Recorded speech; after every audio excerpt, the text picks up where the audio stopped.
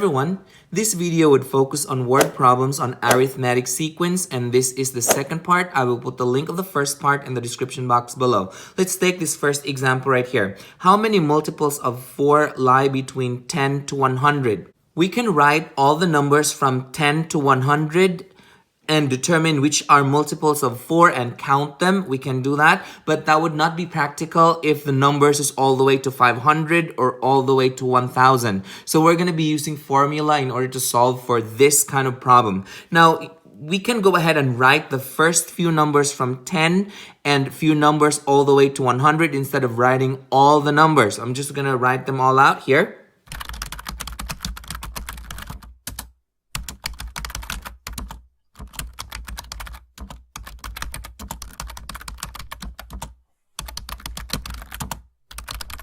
Okay, now we determine which ones are multiples of 4. So 10 is not, 11 is not, 12 is a multiple of 4. 13, 14, and 15 are not multiples of 4, but 16 is. And so we have 17 and 18 are not. These 3 dots here tells us that there are still more numbers in between this, but we're not going to write them all out. And then we have 95 is not, but 96 is. 97, 98, and 99 are not multiples of 4, but 100 is. So pretty much we only need the first and the last multiple, or first and the last number that are multiples of 4. Those are the only ones that we need in order that we can determine how many of them are in between this.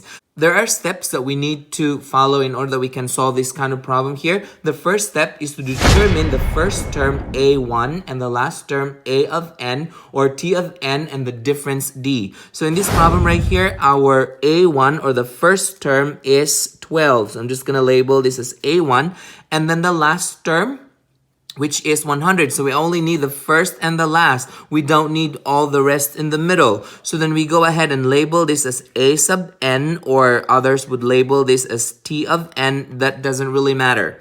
And then we are going to determine the difference. So the difference would be the first multiple of 4 and the second multiple of 4. So we're going to use those two to determine the difference. So the difference is actually equal to the second minus the first. So that is 16 minus 12 is equal to 4. So this is our difference. So then we go ahead and move on to the second step. The second step is to plug in these values that we found out into the equation, and we solve for n, where our n here represents the number of terms. So then I go ahead and write the formula right here.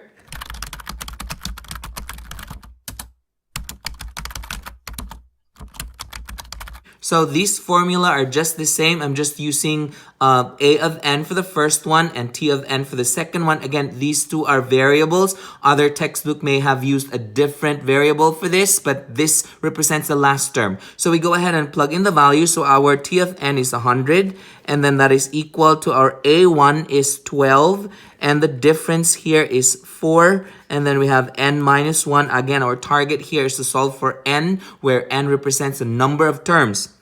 So then we go ahead and distribute the 4 to each of the terms inside the parentheses. So this would come out 100 equals 12 plus 4n minus 4. So then we go ahead and combine like terms. So 12 minus 4 would be 8. So that would come out 100 is equal to 8 plus 4n. Again, we want to solve for n, so we subtract 8 from both sides, minus 8, so we can cross the 8 out. We're left with 92 equals 4n. To solve for n, we're going to divide both sides by 4, divide this by 4, so we can cross this out. 92 divided by 4 is equal to n, so then our n here is 23. This means that there are 23 numbers in between 10 to 100 that are multiples of 4. We have we can check this by writing it all out. We started with 12, so that's the first number that is a multiple of 4. We can go ahead and 12 plus 4 is 16,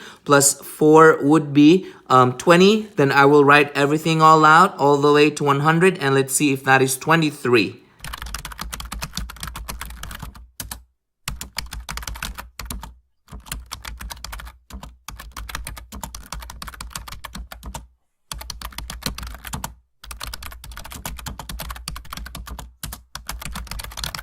Okay, so these are all the numbers that are multiples of 4 that lie between 10 to 100. And if we count all of these, that would total to 23. So there are 23 of these numbers that are multiples of 4 between 10 to 100.